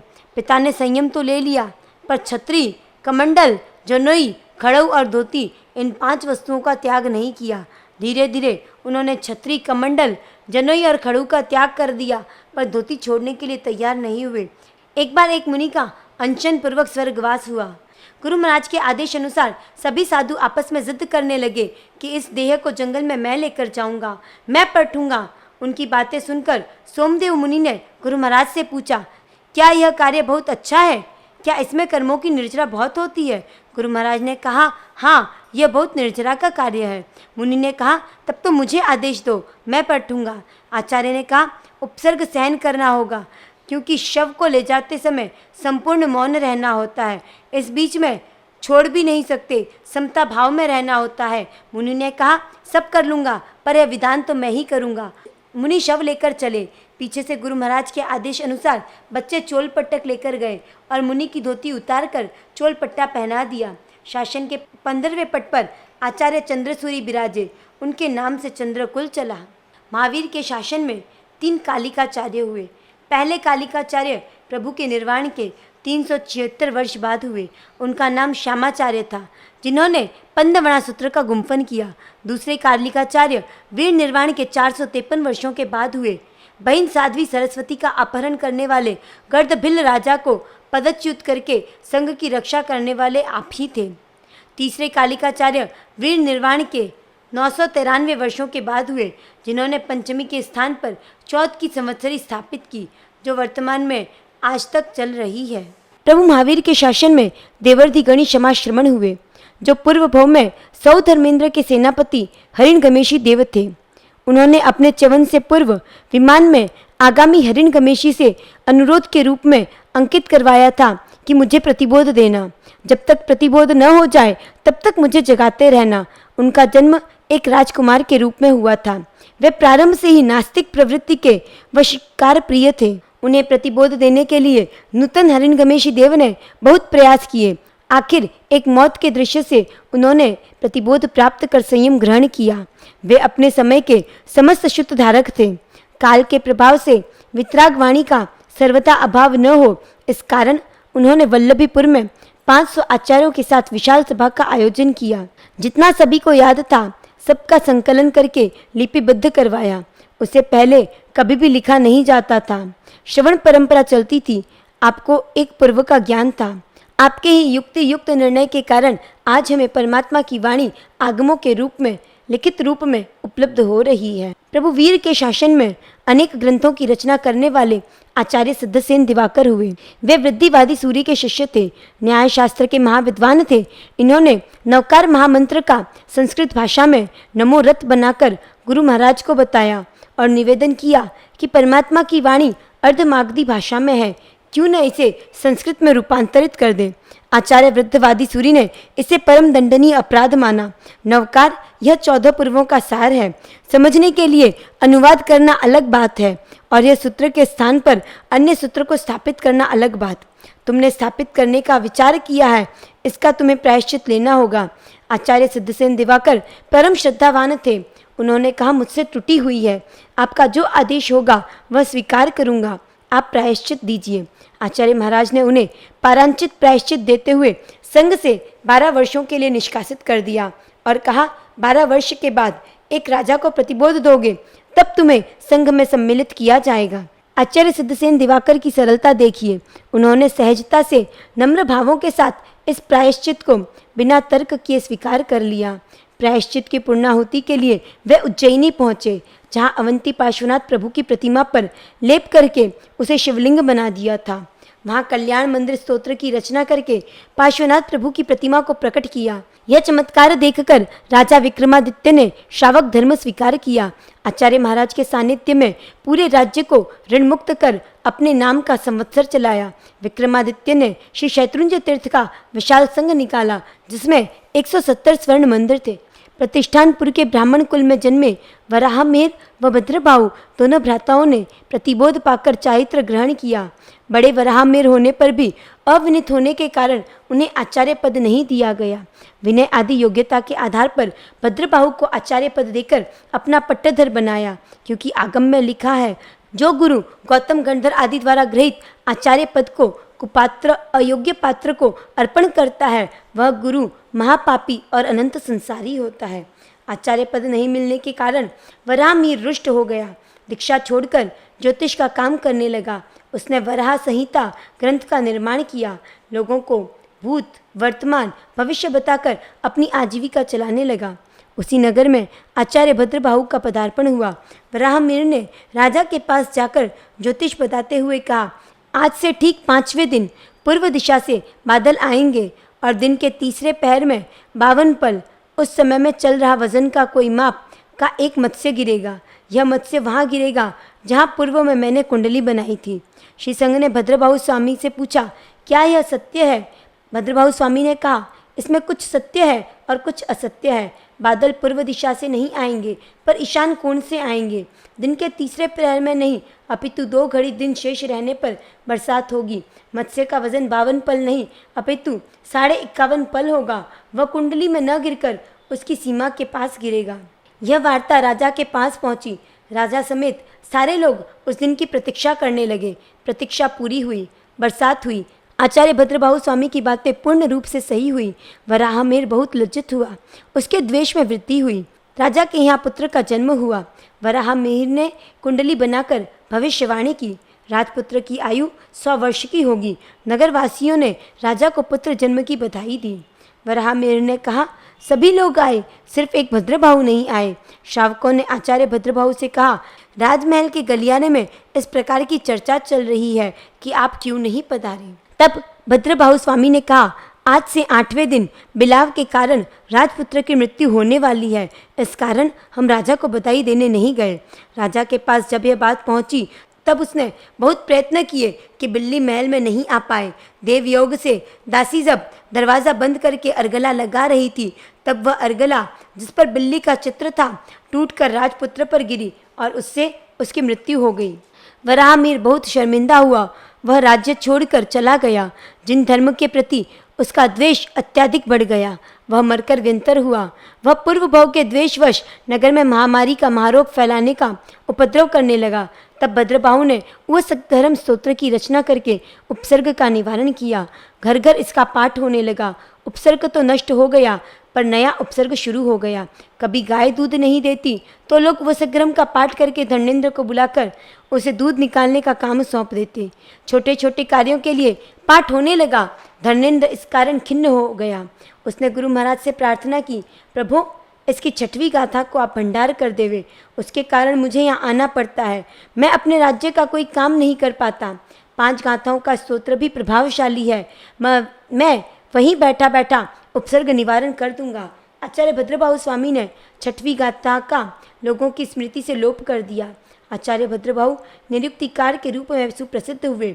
उन्होंने 10 निरुक्तियाँ, भद्रबाहु संहिता आदि की रचना की। परमात्मा वीर के शासन में एक से बढ़कर एक महान आचार्य हुए हैं और उन्हीं आचार्यों के कारण आज जिन शासन जाज्वल्यमान है। आचार्य हरिभद्र सूरी का उदाहरण अपने आप में अनूठा है। ये चित्तौड़ के रहने वाले परम विद्वान ब्राह्मण थे। अपने अध्ययन का अहंकार था। उन्होंने प्रतिज्ञा की थी कि कोई ऐसा वाक्य या श्लोक मैं सुनूंगा और उसका अर्थ मैं नहीं कर पाया तो अर्थ बताने वाले का शिष्य बन जाऊंगा। एक बार नगर में संध्या के समय भ्रमण करते हुए याकिनी मैत्रा द्वारा बोली गई एक गाथा उनके कानों में पड़ी। चक्की दुग्गम हरि पणगम, पणगम चक्कीण केशव चक्की, केशव चक्की केशव दु चक्की केशव चक्कीय। यह गाथा सुनकर हरिभद्र चौंके। चिंतन करने पर भी इसका अर्थ समझ नहीं आया। निरर्थक गाथा तो हो नहीं सकती। वे शीघ्र उपाश्रय में जाकर साध्वी जी महाराज साहब से पूछने लगे, इस गाथा का अर्थ क्या है? इसमें ये चकचकाट क्यों हो रही है? साध्वी जी ने पहचान लिया कि ये परम विद्वान हरिभद्र है। उनकी प्रतिज्ञा का भी पता था। उन्होंने कहा, क्या आपको इसका अर्थ समझ में नहीं आया? हरिभद्र ने कहा, हाँ मैं हार गया, आप अर्थ बताओ। याकिनी मैत्रा ने दीर्घ दृष्टि से विचार कर कहा, अर्थ तो गुरु महाराज फरमाएंगे, आप गुरु महाराज के पास पधारो। वे आचार्य जिनदत्त सूरी के पास पहुँचे। उन्होंने इसका अर्थ बताया। अपनी प्रतिज्ञा के अनुसार आचार्य हरिभद्र सूरी दीक्षित हो गए। शास्त्रों का अभ्यास किया। गुरु महाराज ने आचार्य पद अर्पण किया। उनके हृदय में याकिनी मैत्रा के प्रति मातृत्व भाव था। वे सोचते थे, यदि वे उस दिन गाथा नहीं फरमाते तो मुझे वितराग प्रभु के धर्म की प्राप्ति नहीं होती। उनके 2 परम विद्वान शिष्य हंस व परमहंस छात्र बनकर बौद्धाचार्य के पास पढ़ने के लिए गए। बौद्धाचार्य जैन धर्म के महाद्वेषी थे। वहाँ बौद्धाचार्य को पता लग गया कि ये जैन मुनि है। उन्होंने दोनों को मृत्युदंड दे दिया। हंस व परमहंस दोनों वहाँ से तीव्र गति से रवाना हुए। बौद्ध राजा की सेना ने हंस व परमहंस दोनों की हत्या कर दी। ये समाचार हरिभद्र सूरी ने सुने तो वे अत्यंत आकुल व्याकुल हो गए। क्रोध से भरकर एक खतरनाक अनुष्ठान प्रारंभ किया। एक विशाल भट्टी का निर्माण करवाया। उसके ऊपर तेल से भरा हुआ कड़ाव चढ़ाया। तेल खोलने लगा। आचार्य मंत्र जाप करने लगे। आकर्षण मंत्र से आसपास के सारे बौद्ध साधु आकाश में पक्षियों की तरह मंडराने लगे। अंतिम मंत्र का उच्चारण होते ही ज्यों ही आचार्य हरिभद्र सूरी तेल में कंकड़ डालते, वे साधु कंकड़ की भांति उस खौलते तेल में गिरने वाले थे। इस अनुष्ठान का पता याकिनी मैत्रा को लगा। वे शीघ्र वहाँ पहुँची। मातृतुल्य मैत्रा से वार्तालाप करने लगे। उन्होंने मैत्रा जी को सारी बात बताई। बस अब सब बौद्ध साधु गिरने ही वाले हैं। मैत्रा जी ने पूछा, हरिभद्र बताओ, किसी व्यक्ति से अनजाने में एक पंचेंद्रिय जीव का घात हो जाता है तो उसे क्या प्रायश्चित आता है? आचार्य ने कहा, 5 उपवास।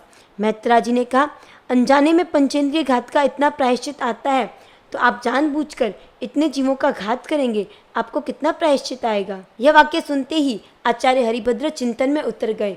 उनका क्रोध शांत हो गया। सारे बौद्ध साधुओं को मुक्त कर दिया, पर पाप तो हुआ ही था। अतिक्रम, व्यतिक्रम और अतिचार तो लगा ही था। अनाचार से मैं बच गया, इसका प्रायश्चित तो मुझे लेना ही है। इस पाप की शुद्धि के लिए उन्होंने बौद्ध साधुओं की संख्या के अनुरूप 1444 ग्रंथों की रचना करने का प्रायश्चित ग्रहण किया।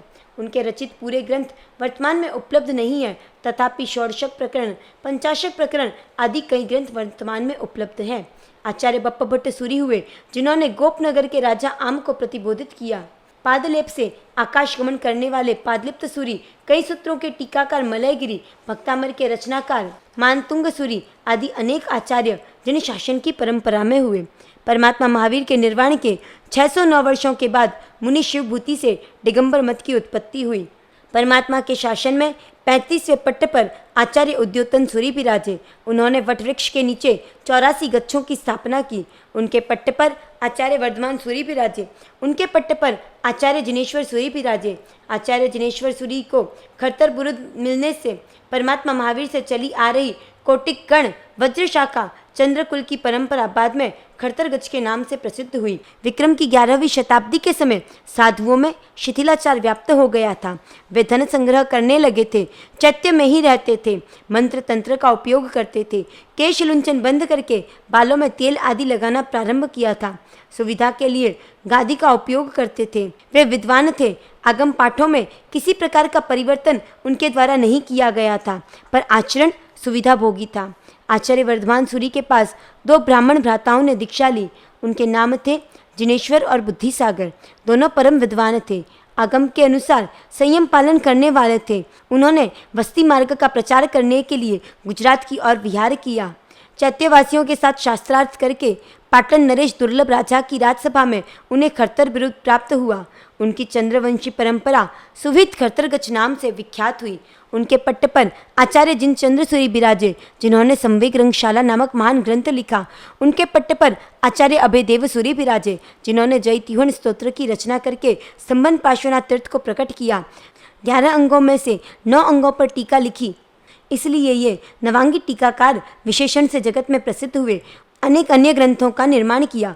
उनके पट्ट पर आचार्य जिन वल्लभ सूरी विराजे, जिनकी संग पट्टक, पिंड विशुद्धि आदि कृतियों ने उन्हें अमर बना दिया।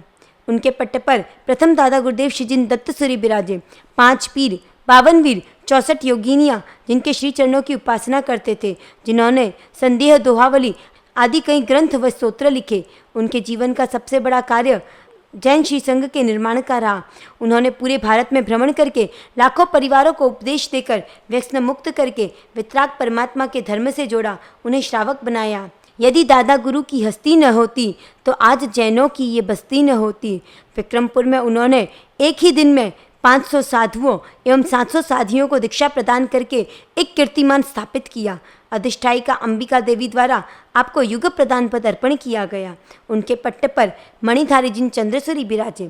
उन्होंने मात्र 6 वर्ष की आयु में चारित्र लेकर 8 वर्ष की उम्र में आचार्य पद प्राप्त किया। संयम की ऐसी उत्कृष्ट व अनूठी साधना थी कि उनके मस्तिष्क में मणि का निर्माण हो गया और ये दूसरे दादा कहलाए। मात्र 26 वर्ष की लघु वय में उनका स्वर्गवास हो गया। उनकी पालकी एक बार नीचे रखने के बाद उठ नहीं पाई, वहीं अग्नि संस्कार हुआ, जो आज महरोली तीर्थ के रूप में विख्यात है। उनके पट्ट पर आचार्य जिन पति सूरी विराजमान हुए। परमात्मा महावीर वाणी के प्रचार प्रसार में इनका अनूठा योगदान रहा। वे 36 वाद विजेता रहे। उन्होंने पंचलिंगी प्रकरण पर विद्वत्ता भरी टीका लिखी। उनके पट पर द्वितीय जिनेश्वर सूरी विराजमान हुए, जिन्होंने सबसे पहले स्नात्र पूजा की रचना की। क्रमशः इस पट परंपरा में 47वें पट पर तीसरे दादा जिन कुशल सूरी विराजे। राजस्थान के गढ़ सिवाना में छाजेठ गोत्र में जन्मे जिन कुशल सूरी ने 10 वर्ष की उम्र में दीक्षा लेकर अपने सांसारिक चाचा जिन चंद्र सूरी का शिष्यत्व प्राप्त किया। उन्होंने 50,000 से अधिक परिवारों को जैनत्व प्रदान किया। काले और गौरव भैरू आपकी सेवा में रहते थे। शत्रुंजय गिरिराज पर नूतन जिन मंदिर का निर्माण करवाकर उसमें कई प्रतिमाओं की प्रतिष्ठा करवाई, उसे खरतर वसई का नाम दिया।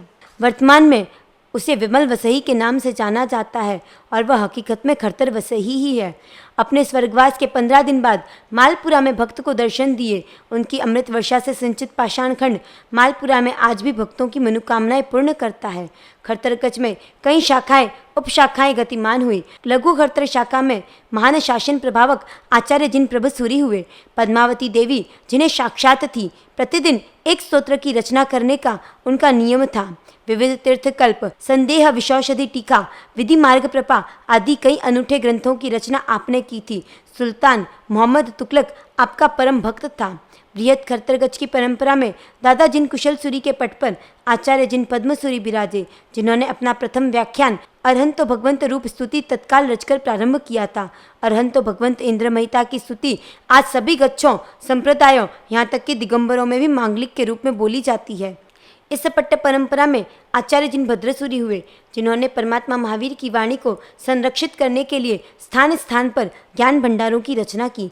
जैसलमेर, खंबात, देवगिरी, नागौर, मांडवगढ़, आशापल्ली, कर्णावती, पाटन आदि के ज्ञान भंडार उन्हीं की देन है। हजारों हजारों ग्रंथ लिखवाकर ज्ञान भंडारों को उन्होंने समृद्ध किया। उनकी पट्ट परंपरा में आचार्य जिन माणिक्य सूरी विराजे, जिन्होंने साधुओं में व्याप्त शिथिलाचार को नष्ट करने का संकल्प लेकर देराउर की यात्रा के लिए प्रस्थान किया। विहार में उपवास के दिन पानी नहीं मिल पाने के कारण चौविहार उपवास के पचकान कर लिए। संयोग से दिन शेष रहते बाद में पानी मिलने पर भी अपना पचकान भंग नहीं किया और रात्रि में उनका स्वर्गवास हो गया। उनके पट पर आचार्य जिन चंद्रसूरी विराजे, जिन्होंने मात्र 17 वर्ष की उम्र में आचार्य पद प्राप्त कर 19 वर्ष की उम्र में अपने गुरु के अधूरे कार्य को पूर्ण करने के लिए शिथिलाचार के विरुद्ध शंखनाद किया और यति प्रथा को पूर्ण रूप से समाप्त कर दिया। उन्होंने ऐलान किया, या तो साधु बनो या गृहस्थ हो जाओ, यति एक भी नहीं चाहिए। वे महाप्रभावशाली आचार्य थे। मंत्री कर्मचंद बच्छावत की प्रेरणा से अकबर ने उन्हें आमंत्रण दिया। अकबर को प्रतिबोध देकर शत्रुंजय आदि तीर्थ रक्षा की व जीव दया के कई फरमान जारी करवाए। आपकी साधना के प्रभाव से अमावस्या को चंद्र उदित होना, काजी द्वारा नाली में छिपाकर रखी गई बकरी की यथार्थ संख्या बताना, काजी द्वारा उछाली गई टोपी को रज्जुहरण से उसके सिर पर स्थापित करना आदि कई चमत्कार आपके द्वारा किए गए। सम्राट अकबर ने आपको युग प्रधान पद अर्पण किया। सम्राट जहांगीर ने किसी जैन साधु की गलती के कारण सारे जैन साधुओं को अपने राज्य से देश निकाला दे दिया। तब खंबात से उग्र विहार कर आपने जहांगीर को समझाकर यह फरमान रद्द करवाया। यह आपकी अनूठी शासन सेवा थी। कलह प्रेमी धर्मसागर उपाध्याय द्वारा यह प्रचार किया गया कि नवांगी वृत्तिकार आचार्य अभयदेव सूरी खरतरगिच की परंपरा में नहीं हुए। तब सभी गच्छों के आचार्यों की विशाल सभा में उन्होंने प्रमाणों के साथ लिखित में यह निर्णय करवाया कि खरतरगच की परंपरा में ही हुए। दादा आदिनाथ के दरबार में दादा जिन दत्त सूरी व जिन कुशल सूरी के चरणों की प्रतिष्ठा आपने करवाई, वे चौथे दादा गुरुदेव कहलाए। उनकी शिष्य परंपरा में महोपाध्याय समय सुंदर सूरी हुए, जिन्होंने 8 अक्षर रूप वाक्य के 8 लाख से अधिक अर्थ करके सम्राट अकबर व उसकी सभा को चमत्कृत कर दिया था। उन्होंने हजारों स्तवन, सज्जाएं, 32, 36 छंद आदि का निर्माण किया। समाचारी शतक, विशेष शतक, कल्पसूत्र की कल्पलता टीका आदि कई उपयोगी ग्रंथों की रचना की। उनकी पट्ट परंपरा में आचार्य जिन राजसूरी हुए, जो बोथरा गोत्र के थे। उन्होंने शत्रुंजय गिरिराज पर 1675 में सवा सोमानी टूक रूप चौमुख जी की टूक, जिसे नई खरतरवसई कहा जाता है, कि प्रतिष्ठा करवाई। आप शत्रुंजय के उद्धारक माने जाते हैं। खरतरगच की महान परंपरा में सुप्रसिद्ध योगीराज श्री आनंदगंज जी महाराज हुए। उनकी दीक्षा का नाम लाभचंद मुनि था। बाद में वे कच्छ संप्रदाय से ऊपर उठकर आत्म साधना के लिए जंगल में गुफाओं में एकाकी विचरण करने लगे। इसी परंपरा में द्रव्यानुयोगी देवचंद्र जी महाराज हुए।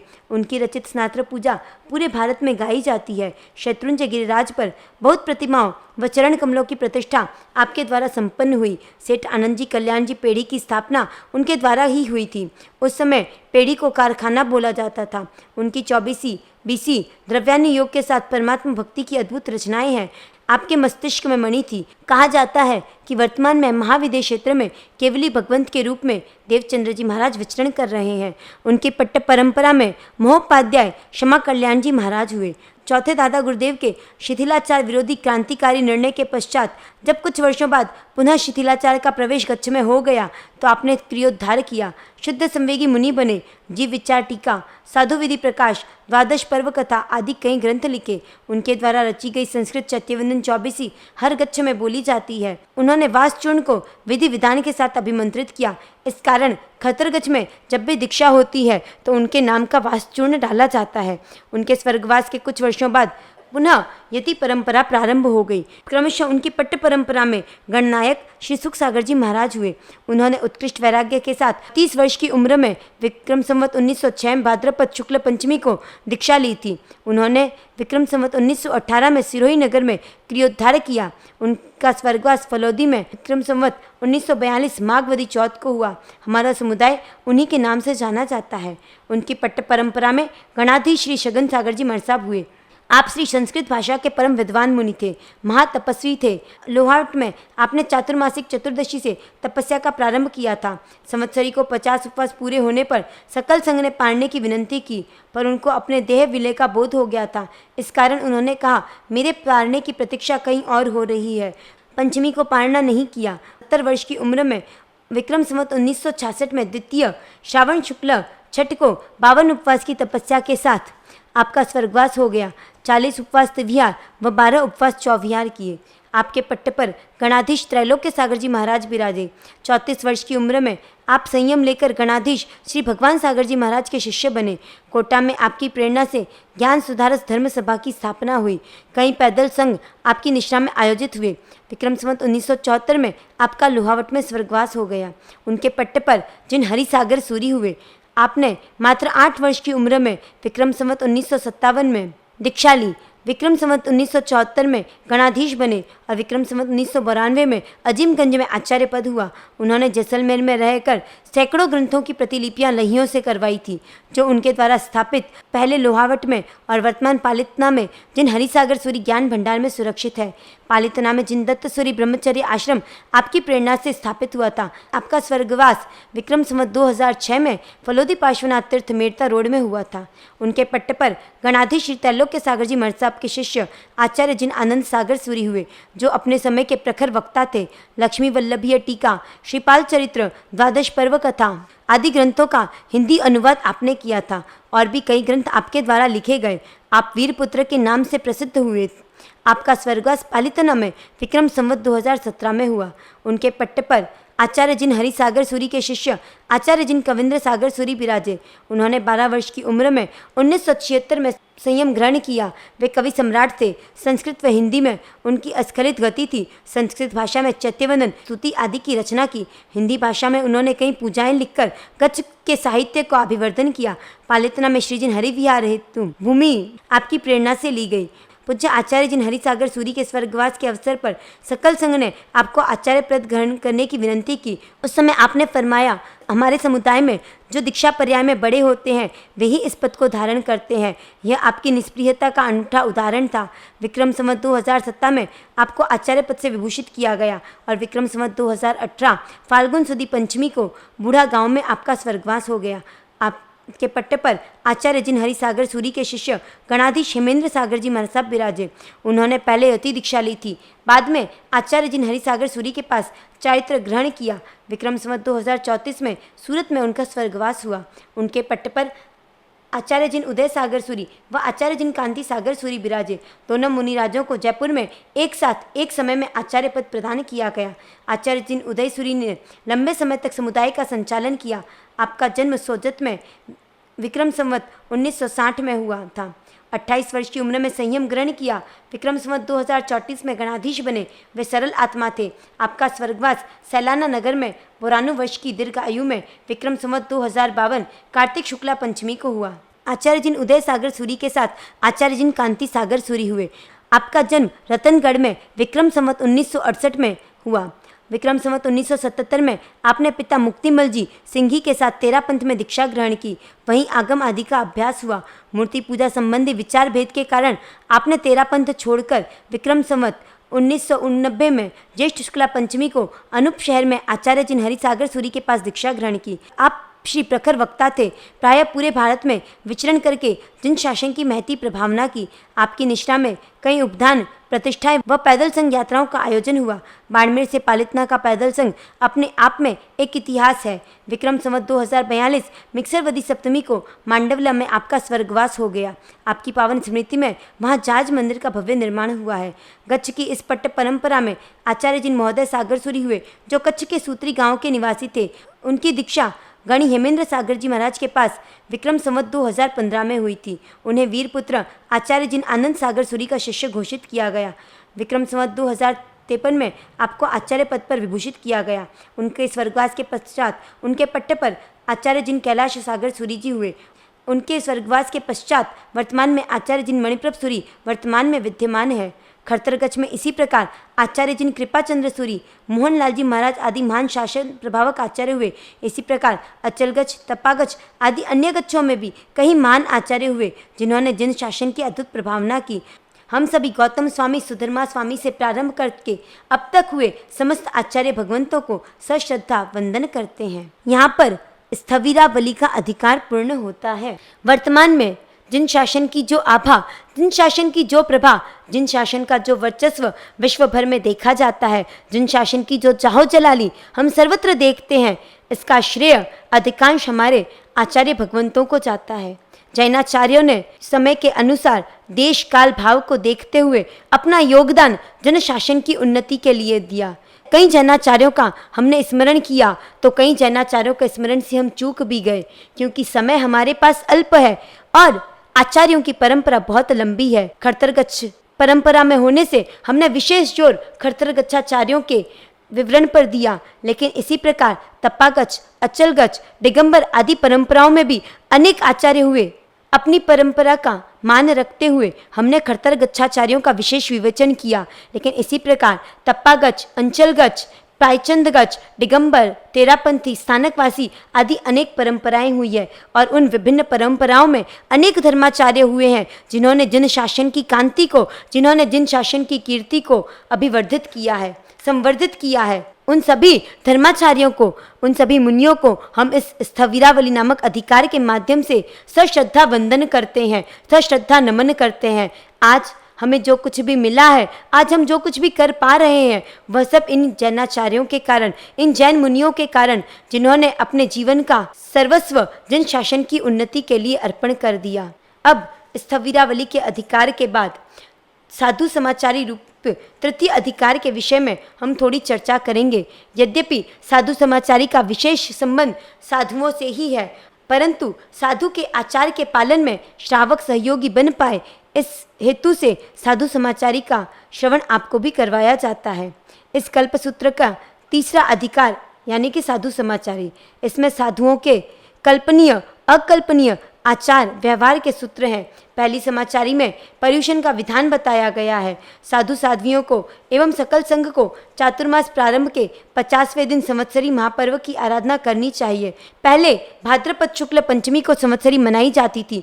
कालिकाचार्य की आचरणा के बाद भाद्रपद शुक्ल चतुर्थी को संवत्सरी आराधना की परंपरा वर्तमान में चल रही है। कारणवश 50 दिन के अंदर अंदर संवत्सरी की आराधना की जा सकती है, परंतु बाद में नहीं। यदि 2 भाद्रपद हो तो प्रथम भाद्रपद में तथा 2 श्रावण होने पर दूसरे श्रावण में संवत्सरी करनी चाहिए, क्योंकि यह महापर्व दिन प्रतिबद्ध है। आगम में स्पष्ट रूप से 1 महीना व 20वें दिन अर्थात 50वें दिन संवत्सरी करने का विधान है। दूसरी समाचारी में बताया गया है कि चातुर्मास में सामान्यतः दीक्षा नहीं दी जाती, परंतु कोई उत्कृष्ट वैरागी हो तो दीक्षा दी भी जा सकती है। उदाहरण के लिए पूज्य गणनायक श्री सुख सागर जी महाराज साहब की दीक्षा भादवा सुदी पंचमी को हुई थी। इस साधु समाचारी में बताया गया है कि साधु साध्वियों को 21 प्रकार का पानी कल्पता है। तेले के बाद तो गर्म पानी ही कल्पता है। इस आधार पर खड़तरगच्छ परंपरा में त्रिफला चूर्ण डालकर अचित किया हुआ प्रासुक जल साधु साध्वियों को कल्पता है। 22वीं समाचारी में केश लुंचन का विधान किया गया है। वर्ष में 2 या उससे अधिक बार लोच कराना चाहिए। कम से कम संवत्सरी से पूर्व तो लोच कराना ही चाहिए। इस समाचारी के अपवाद मार्ग का भी उल्लेख है।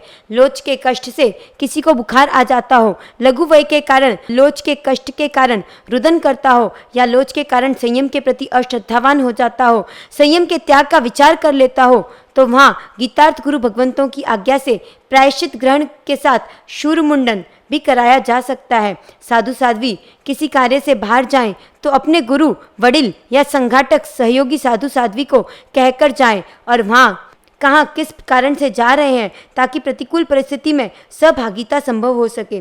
चातुर्मास में साधु साध्वियों को अपने स्थान से कारणवश 4 या 5 योजन जाना कल्पता है, पर रात्रि वहाँ रहना नहीं कल्पता। कारणवश बीच में रुकना कल्पता है। साधु साध्वियों को चाहिए कि वे किसी भी प्रकार का कषाय न करें। यदि परिस्थितिवश कषाय हो जाए तो संवत्सरी प्रतिक्रमण करने से पहले परस्पर क्षमापना कर लेनी चाहिए, क्योंकि उपशम ही शमनता का सार है। साधु जीवन कषाय मुक्ति के लिए है। शास्त्रों में कहा गया है कि गलती बड़ों से हुई हो तब भी लघु शिष्यों को चाहिए कि वे क्षमावे। कदाचित वे पहले नहीं क्षमावे तब बड़ों को चाहिए कि वे अपने आसन से उठकर छोटों के पास जाएं और क्षमापना करें। गलती छोटों की होने पर भी यदि वे क्षमापना नहीं करते तो ऐसी स्थिति में बड़ों को चाहिए कि वे पहले क्षमापना करें। क्षमापना करने वाला बड़ा होता है, महान होता है। बृहत कल्पसूत्र में लिखा है कि क्लेश होने के बाद जब तक वे परस्पर क्षमापना नहीं कर लेते तब तक उन्हें आहार पानी ग्रहण करना नहीं कल्पता। गौतम स्वामी ने आनंद श्रावक से क्षमा याचना करके एक अनूठा उदाहरण प्रस्तुत किया। मृगावती ने चंदनबाला से क्षमा मांगी तो केवल ज्ञान को पा लिया। महत्रा चंदनबाला साध्वियों के साथ परमात्मा के समवसरण में विराजमान होकर परमात्मा की देशना श्रवण कर रही थी। उस दिन साक्षात सूर्य समवसरण में उपस्थित होने से रात होने पर भी दिन सा ही उजाला था। चंदनबाला को समय का बोध होने के कारण सूर्यास्त के पूर्व ही वह अपनी बस्ती की ओर रवाना हो गई। मृगावती देशना में लीन हो गई, उसे ख्याल नहीं रहा। काफी समय बाद जब सूर्य ने प्रस्थान किया तो अंधेरा छा गया। यह देखकर मृगावती मन में पश्चाताप करती हुई तीव्र गति से चलकर बस्ती में पहुंची। वह उधर चंदनबाला आदि मृगावती को खोज रही थी। उसके पहुंचने पर चंदनबाला ने उपालंब दिया। मृगावती ने पलटकर यह जवाब नहीं दिया कि आप वहाँ से रवाना हुई तब मुझे क्यों नहीं कहा। वह अपने अंतर में पश्चाताप करने लगी कि मेरे कारण गुरुवर्या श्री को कितनी मानसिक कष्ट हो रहा है। उनकी पीड़ा में मैं निमित्त बनी। संथारे पर विश्राम करती चंदनबाला के पांव दबाते दबाते उसने पश्चाताप के शुभ भावों से शुद्ध आत्म भावों की ओर निर्मल परिणामों के साथ छलांग लगाई और शपथ श्रेणी चढ़कर केवल ज्ञान, केवल दर्शन प्राप्त कर लिया। यह है क्षमापना का परिणाम। यदि वह उस समय क्रोध कर लेती या नाराज हो जाती तो क्या वह केवली बन पाती? नहीं। इसीलिए हम सभी को क्षमापना के भावों में रहना है। यही कल्पसूत्र का सार है, यही जिनवाणी का सार है। वसम सारम तु सामान्यम। इस कल्पसूत्र का जो व्यक्ति एकाग्रचित्त होकर पूर्ण श्रद्धा के साथ श्रवण करता है वह 2 या 3 भवों में मोक्ष को प्राप्त कर लेता है। अधिक से अधिक वह 7 या 8 भव में तो मोक्ष पा ही लेता है। इस प्रकार यह पर्युषण कल्प नामक कल्पसूत्र राजगृही नगर के गुणशील चैत्य में बहुत से साधु साध्वियों के समक्ष, श्रावक श्राविकाओं के समक्ष, देव देवियों के समक्ष श्रमण परमात्मा महावीर प्रभु ने फरमाया। इस कल्पसूत्र के वांचन में हमारे द्वारा कुछ भी कम ज्यादा बोला गया हो, अश्रद्धा हुई हो, अविधि हुई हो, आशातना हुई हो तो हम सभी मन वचन काया से 3 करण से 3 योग से मिच्छामि दुक्कड़म देते हैं, क्षमा याचना करते हैं। कल्पसूत्र सुनते समय निद्रा, विकथा की हो, झूठे मुंह सुना हो, आधा अधूरा सुना हो, विपरीत अर्थ किया हो, अश्रद्धा की हो तो मन वचन काया से 3 करण से 3 योग से मिच्छामि दुक्कड़म देते हैं, क्षमा याचना करते हैं और परमात्मा से प्रार्थना करते हैं कि इस जीवन में हमें कल्पसूत्र श्रवण के अवसर मिलते रहे और साथ ही साथ कल्पसूत्र को श्रवण के बाद उसे आचरण में लाने की शक्ति भी, उसे आचरण में लाने का सामर्थ्य। और इसी के साथ परमात्मा से यह भी प्रार्थना करते हैं कि कल्पसूत्र श्रवण के साथ कल्पसूत्र की बातों को अपने आचरण में लाने का, उन्हें जीवन का माइलस्टोन बनाने का सामर्थ्य भी परमात्मा हमें प्रदान करे। आज पर्युषण पर्व के 7वें दिन कल्पसूत्र के 3 अधिकारों का वांचन पूर्ण हुआ। कल संवत्सरी पर्व की आराधना मूल 1200 सूत्रों का वांचन किया जाएगा और साथ ही क्षमापना के ऊपर भी विवेचन किया जाएगा। कल्पसूत्र का वांचन करते हुए वितराग वाणी के विरुद्ध कुछ भी कहा हो तो मन वचन काया से मिच्छामि दुक्कड़म, मिच्छामि दुक्कड़म, मिच्छामि दुक्कड़म। अब तक किए जो पाप वो धोने का वक्त आया, अब तक किए जो पाप वो धोने का वक्त आया।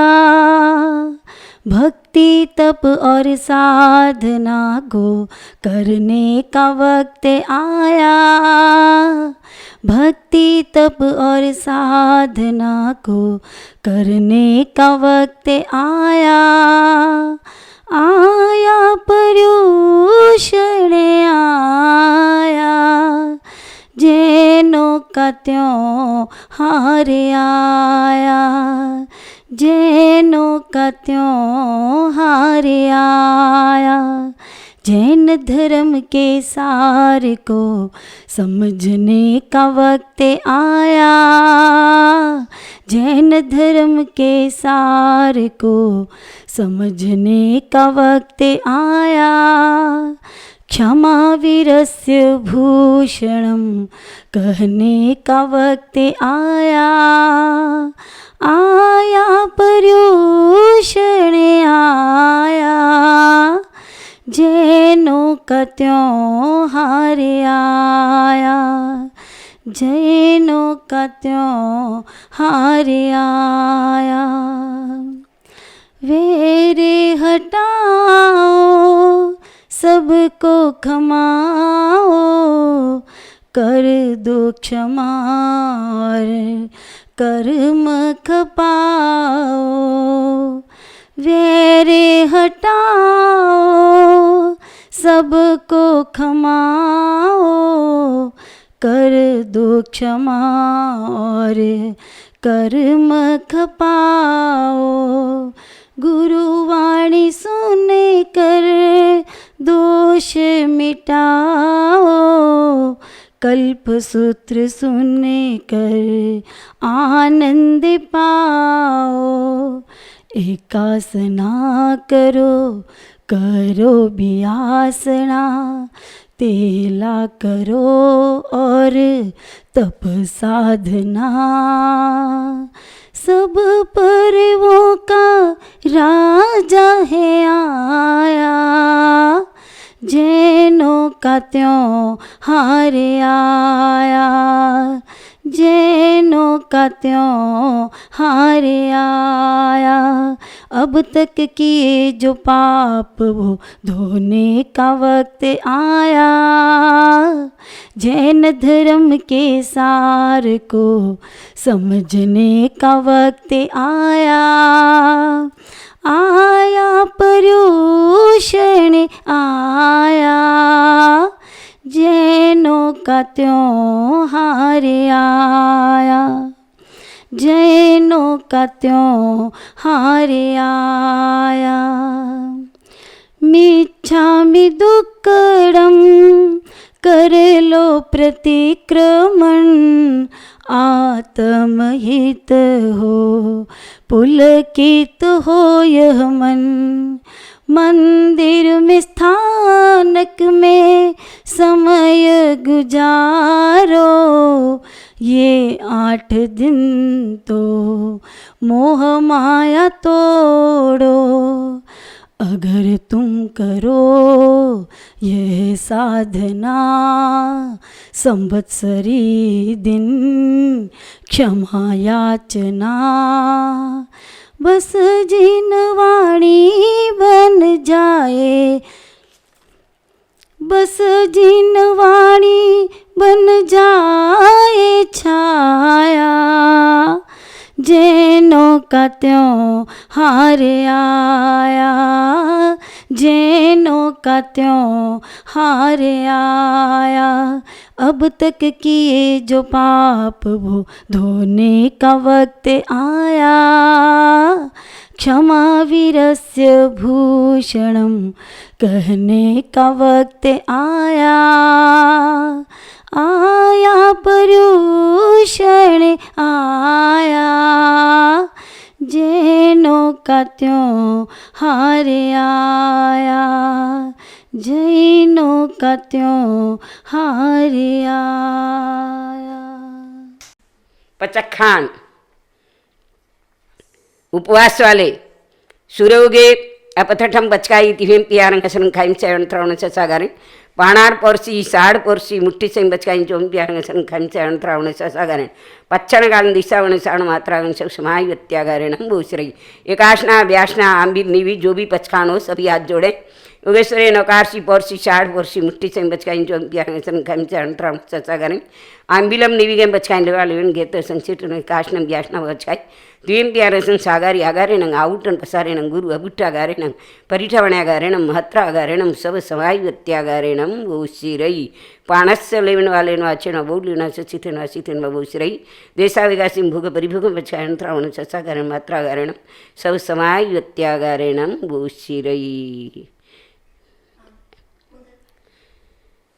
मंगलम भगवान वीरो मंगलम गौतम प्रभु मंगलम स्थूलिभद्राद्याय जैन धर्मोस्तु मंगलम सर्वारिष्टप्रणासाय सर्विष्टार्दायिने सर्वलब्धि निधानाय गौतम स्वामी नमः दासानुदासा इव सर्वदेवाय दीयपादाब्जतले लुठन्ति मरुस्थले कल्पतरुसजी यात युगप्रधानो जिन दत्तसूरि युगप्रधानो जिन चन्द्रसूरि युगप्रधानो जिन कुशलसूरि युगप्रधानो जिन चन्द्रसूरि सर्वमङ्गलमाङ्गल्यं सर्वकल्याणकारणं प्रधानं सर्वधर्माणां जैनं जयति शासनं जैनं जयति शासनम्।